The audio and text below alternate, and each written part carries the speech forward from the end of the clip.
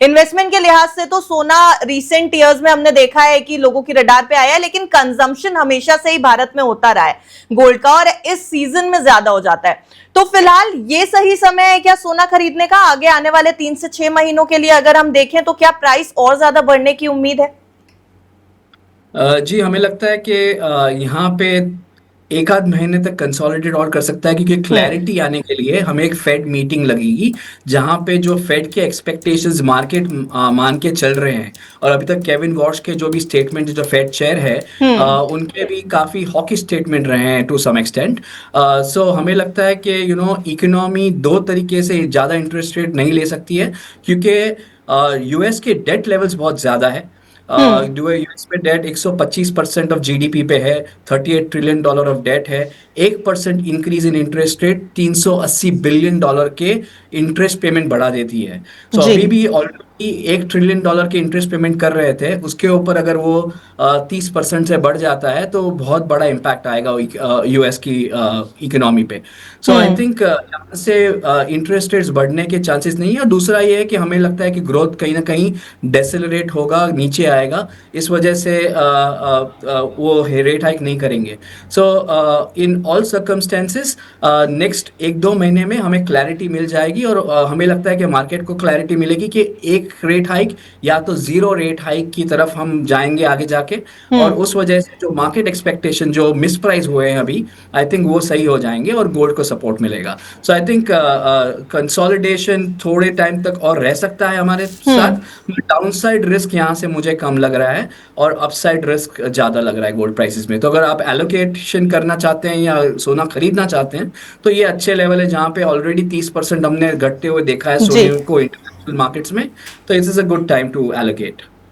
Okay sir, हम ये कह रहे हैं कि हमें डाउनसाइड रिस्क थोड़े कम नजर आ रहे हैं इस समय, लेकिन क्या रिस्क हैं, कुछ ऐसे फैक्टर्स हैं जो बेयर केस की तरफ लेकर के जा सकते हैं गोल्ड को? क्योंकि जियोपॉलिटिकल सिचुएशंस बहुत तेजी से चेंज हो रही हैं। हमने देखा था ईरान और यूएस के बीच में सीज फायर हो गया था, तब एक बार फिर से सोने और चांदी में तेजी आती दिखाई दी थी, लेकिन एक बार फिर से वो युद्ध जो है वो शुरू हो चुका है। और डोनाल्ड ट्रंप की तरफ से जिस तरीके के बयान आ रहे हैं लगातार, जिस तरीके की ट्रेड डील्स हो रही हैं बाकी नेशंस के बीच में, और चाइना जिस तरीके से लगातार खरीदारी कर रहा है, या अलग अलग एशियन जो कंट्रीज हैं उनके जो सेंट्रल बैंक्स हैं वो जिस तरीके से खरीदारी कर रहे हैं, वहां पर भी गोल्ड जो है वो बहुत ज्यादा फोकस में आता है। तो कुछ डाउनसाइड रिस्क हैं अभी भी जिनके ऊपर ध्यान देने की जरूरत है?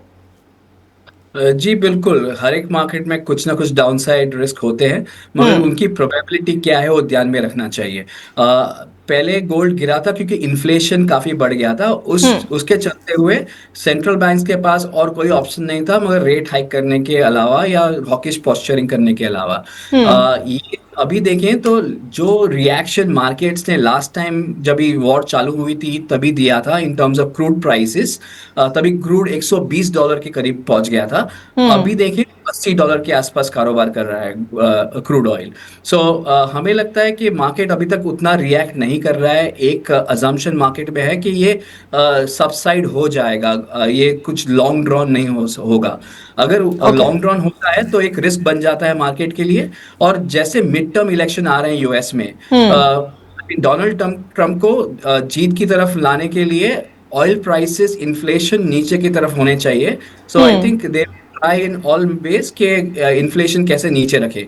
और ऑयल एक बड़ा डिटर्मिनेंट होता है यूएस मार्केट में, क्योंकि उनकी इन्फ्लेशन बास्केट का एक बड़ा हिस्सा होता है ऑयल प्राइसेस। तो हमें लगता है कि इन ऑल सर्कमस्टेंसेस ये एक दो महीने में कंसोलिडेट करके situation should come towards normalcy, और वहाँ पे I think again gold favour में आ जाएगा। ओके। सर, आपने इन्फ्लेशन की बात की है तो एक बार फिर से थोड़ा मिडल ईस्ट टेंशंस की तरफ चलते हैं, क्योंकि क्रूड एक बार फिर से तेजी से ऊपर आ रहा है। $85 पर बैरल की अगर हम बात करें तो रीसेंट प्राइसेस $80 to $85 पर ही ट्रेड करते हुए हमें दिखाई दिए जब से मिडल ईस्ट टेंशन बढ़ती दिखाई दी। अब क्रूड का बढ़ना किस तरीके से गोल्ड को इंपैक्ट कर रहा है, ये बड़ा सवाल है, क्योंकि इससे पहले जब क्रूड बढ़ा था तो हमने उसको 150 के लेवल पर भी जाते हुए देखा था। तो अभी एक्सपेक्टेशंस क्या है? क्या क्रूड अभी भी तेजी से बढ़ता दिखाई देगा और उसका फिर गोल्ड के ऊपर क्या इंपैक्ट होगा? जैसे मैंने कहा कि क्रूड का रिएक्शन इस टाइम इतना अग्रेसिव नहीं है जैसा लास्ट टाइम था मार्च में, जब भी वॉर, ईरान वॉर चालू चालू हुआ था, तभी हम्म। क्रूड ऑयल $120 पे पहुंच गया था। अभी 85 पे ही है। सो अभी भी काफी नीचे है उस स्तर से। और उसका रिलेशन क्या होता है कि अगर क्रूड बढ़ता है मतलब इन्फ्लेशन बढ़ रहा है। हम्म। इन्फ्लेशन बढ़ रहा है तो सेंट्रल बैंक के पास और कोई चारा नहीं होता है मगर रेट हाइक की तरफ बढ़ना। सो हम्म। या तो बताना कि हम काफी ज्यादा रेट हाइक करेंगे ताकि इन्फ्लेशन कंट्रोल में आ जाए। सो अगर वो होता है तो गोल्ड के लिए वो नेगेटिव होता है, क्योंकि उससे रियल इंटरेस्ट रेट्स है वो थोड़े ऊपर हो जाते हैं। सो जैसे रियल इंटरेस्ट रेट्स अगर ऊपर होते हैं, जो इंटरेस्ट रेट माइनस इन्फ्लेशन होता है, वो गोल्ड के इन्वर्स चलते हैं। सो अगर रियल इंटरेस्ट रेट ऊपर है तो गोल्ड नीचे होगा, रियल इंटरेस्ट रेट नीचे है तो गोल्ड नीचे होगा। सो हम्म। ऑपोजिट चलते हैं। तो उस वजह से गोल्ड दबाव में है अभी। सो आई थिंक ये थोड़ी सी मिस प्राइसिंग है जहाँ पे इन्वेस्टर्स उसको अपॉर्चुनिटी का फायदा उठा सकते हैं। जब भी 3 रेट हाइक की तरफ मार्केट बढ़ रहा है, देख रहा है, हमें लगता है कि कम होंगे रेट हाइक, और उस वजह से गोल्ड में एक अपॉर्चुनिटी बन रही है इन टर्म्स ऑफ, अगर आपका व्यू 1-2 साल का है तो गोल्ड में। जी सर, बहुत सारी रिपोर्ट्स में हमने ये पढ़ा कि गोल्ड जो है वो 1 लाख के नीचे भी जा सकता है। जब सोने में थोड़ी हलचल जो थी वो ज्यादा होने लगी थी, बहुत रिपोर्ट्स आई थी बेयर केसेस की, और बहुत सारी रिपोर्ट्स ये भी कह रही हैं कि 2 लाख के पास भी पहुंच सकता है। जैसे कि अभी मैंने शुरुआत में स्टोनेक्स की रिपोर्ट की बात की, वो भी यही कह रही है कि अच्छा सिनारियो बनता दिख रहा है गोल्ड में। लेकिन अगर हम बात करें, आपके क्या इस समय टारगेट्स होंगे? क्या गोल्ड इस समय 1 लाख से 2 लाख के बीच की रेंज की अगर हम बात करें तो नियर अबाउट 3 से 6 महीने में कहां जाता दिख रहा है? Targets for short term and long term. जी, हमारे कोई टारगेट्स नहीं है, मगर जो हमारा व्यू है काफ़ी पॉजिटिव कंस्ट्रक्टिव है। 2-3 चीज़ों की वजह से। एक, रियल इंटरेस्ट रेट्स यहाँ से नीचे आएंगे, सेंट्रल बैंक बाइंग कंटिन्यू रहेगा। हम आज आज नहीं बोल रहे हैं, हम 2008 की जीएफसी क्राइसिस के बाद ये हमारा एक बड़ा अजम्पशन था या एक बड़ा ऑब्जर्वेशन था कि hmm. Central bank diversification of reserves and investment gold में कंटिन्यू रहेगी। और हम्म। हमने देखा है कि काफ़ी हद तक वो एक्सेलरेट होगी रशिया यूक्रेन वॉर के बाद। तो वो एक बड़ा सपोर्ट रहेगा। और हमें लगता है कि ओवरऑल ग्लोबल जो मैक्रो फैक्टर्स है वो गोल्ड के लिए पॉजिटिव होंगे, क्योंकि एक स्टैगफ्लेशनरी सिनारियो होने के चांसेस बढ़ गए हैं। And that will be post mid term elections, post next year. I think तब हम्म। तक अच्छी इकोनॉमी चल रही है, वो एक नैरेटिव होगा यूएस मार्केट्स में। मगर उसके बाद हमें लगता है कि कहीं ना कहीं वो नैरेटिव फिजल आउट होते हुए दिखेगा नंबर्स में। सो आई थिंक एक स्टैगफ्लेशनरी सिनारियो जहाँ पे ग्रोथ कम होती है और इन्फ्लेशन स्टिकी होता है, वो एनवायरनमेंट में गोल्ड काफ़ी अच्छा करता है। सो आई थिंक ये तीनों ओके। रियल पॉसिबिलिटी है और प्रोबेबिलिटी इनकी ज़्यादा है। तो हमें लगता है कि गोल्ड प्राइसेस उसके चलते हुए फंडामेंटली बहुत अच्छा कर सकते हैं, अगर ये ऐसे ही पैन आउट हुआ तो। और सर, जब हम गोल्ड के आउटलुक की बात करते हैं तो डॉलर इंडेक्स को देखना कितना इंपॉर्टेंट हो जाता है, और साथ ही यूएस का कोर सीपीआई डेटा भी आया है। क्या ये दो ऐसे फैक्टर्स हैं जो गोल्ड की प्राइसिंग पर अफेक्ट कर सकते हैं? जी बिल्कुल। इन्फ्लेशन जैसे कोर सीपीआई का डेटा कल आया तो उसकी वजह से हेडलाइन इन्फ्लेशन काफ़ी हद तक नीचे था एज कम्पेयर टू जी। एक्सपेक्टेशंस। तो उसके चलते हुए एक गोल्ड में बड़ा उछाल आया था hmm. Immediately after that reading. उसका ये कहना था कि कि इन्फ्लेशन अगर नीचे रहता है या नीचे के स्तर पे रहता है, सेंट्रल बैंक इतना हाइक नहीं करेंगे क्योंकि उनको हम्म। ग्रोथ पड़ता है।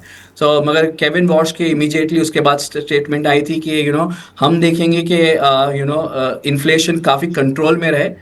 ना ये रीडिंग आई है अच्छी है, मगर हम इंश्योर करेंगे कि इन्फ्लेशन नीचे आए। सो हम्म। उस वजह से थोड़ी सी अगेन गोल्ड में रिवर्सल देखने को मिली। मगर इनका रिलेशन यही है कि सेंट्रल बैंक्स वो इन्फ्लेशन प्रिंट पे कैसा रिएक्ट करेंगे और उस वजह से रियल रेट्स किधर जाएंगे। सो जी। ये एक बड़ा फैक्टर है। और डॉलर इंडेक्स जैसे आपने कहा कि डॉलर इंडेक्स के ऑपोजिट गोल्ड नॉर्मली चलता है, क्योंकि गोल्ड एक मॉनेटरी एसेट है। डॉलर डेप्रिशिएट होता है जी। बिकॉज उनके फिस्कल बैलेंसेस अच्छे नहीं है, डेट ज़्यादा है, डेफिसिट बढ़ रही है। सो उस वजह से डॉलर में कमज़ोरी होती है ओवर लॉन्ग टर्म। और उस वजह से किसके सामने अगर डॉलर डेप्रिशिएट हुए, सब करेंसी सिमिलर स्टेट में है, इसलिए से गोल्ड के सामने वो डेप्रिशिएट होती है और उस वजह से गोल्ड अच्छा करता है as compared to currencies. Okay sir, एक और कंट्री है जो गोल्ड को लेकर के काफी ज्यादा अग्रेसिवली बाइंग कर रही है। जनरली हमने देखा है कि इंडिया और चाइना दो ऐसे देश हैं जहां पर सोना सबसे ज्यादा खरीदा जाता है, कंज्यूम किया जाता है या इन्वेस्ट किया जाता है। चाइना इस समय बहुत तेजी से सोना खरीदा है, और दूसरा एक बड़ा फैसला जो चाइना ने किया है वो बेसिकली अपने फ्यूचर्स में जो है वो गोल्ड को लेकर के, गोल्ड फ्यूचर्स में ट्रेडिंग जो है वो 24 जुलाई से बंद करने जा रहे हैं। मतलब एक तरीके से एफएनओ ट्रेडिंग के ऊपर वो रिस्ट्रिक्शंस लगाने जा रहे हैं। इससे गोल्ड के प्राइसेस पर क्या असर पड़ सकता है? जी, चाइना एक बड़ा सपोर्ट है गोल्ड मार्केट के लिए। और जैसे हमने रशिया यूक्रेन वॉर के बाद देखा कि ओवरनाइट सेंट्रल बैंक के जो एसेट्स थे वो फ्रीज हो गए ओवरनाइट, रशियन एसेट्स जो थे। उसके चलते हुए सब सेंट्रल बैंक्स को अपने कंट्रोल में उनके एसेट्स चाहिए, जहाँ पे उनकी कंट्रोल में वो डिसीजंस ले सके। अगर आपके एसेट्स फ्रीज हो जाते हैं तो वो कोई काम के नहीं रहते। सो वहाँ पे सेंट्रल बैंक बाइंग हमने बहुत जोर से आते हुए देखा। 3 साल 1,000 टन की बाइंग थी, लास्ट ईयर 860 टन्स की बाइंग थी। सो हमें लगता है कि ये सपोर्ट रहेगा और China will be one of the big buyers of gold. Speculation ये भी है कि चाइना ज्यादा बाय कर रहा है, डिस्क्लोज कम कर रहा है in terms of buying, because China में भी गोल्ड प्रोड्यूस होता है काफी हद जी। तक। और वो इंटरनल प्रोडक्शन कितना बाय कर रहे हैं वो पता नहीं चल सकता है। सो ओवरऑल चाइनीज बाइंग, क्योंकि उनके अभी भी फॉरेक्स रिजर्व्स जो गोल्ड में हैं वो just 10% of their reserves gold में है। बाकी ग्लोबल एवरेज 27% है, और जो डेवलप्ड नेशंस है वो करीब करीब 70-80% गोल्ड में है। सो आई थिंक चाइना का रनवे काफी ज्यादा है, और उनके ऊपर भी उनके रिलेशंस कभी अच्छे होते हैं कभी अच्छे नहीं होते हैं यूएस के साथ। So I don't think they will take a risk, तो वो बढ़ाते जाएंगे अपने रिजर्व्स गोल्ड में। क्योंकि उनके अगर एसेट्स जो यूएस में है वो फ्रीज हो जाएं तो it will be a big problem, या ग्लोबली जो है वो फ्रीज हो जाए तो it can be a big problem for them. So okay. कहीं ना हमें लगता है कि Chinese central bank gold buy करते रहेंगे। और जो उनके फ्यूचर्स पे उन्होंने जो डिसीजन लिया है, I think it was to curb speculation. Gold prices volatile थे और काफी हद तक लेवरेज बहुत हो रहा था वो मार्केट में। तो कहीं ना कहीं वो सबसाइड करने के लिए वो ये स्टेप्स ले रहे हैं। हालांकि हमने देखा है कि चाइनीज गवर्नमेंट अपने सिटीजन्स को एनकरेज कर रहे हैं गोल्ड में पैसे डालने के लिए, क्योंकि ज्यादातर इन्वेस्टमेंट्स रियल एस्टेट में होते थे और वो लिक्विड थे और रियल एस्टेट मार्केट अच्छा नहीं कर रहे थे। सो I think they were encouraging के लोग इन्वेस्टमेंट्स गोल्ड में डालें। और वो हमने काफ़ी हद तक वो बाइंग बिहेवियर में आते हुए देखा है। ये जो मूव है it's not to discourage, but excess speculation है वो किल करने के लिए फ्यूचर्स मार्केट में उन्होंने ये जो किया है।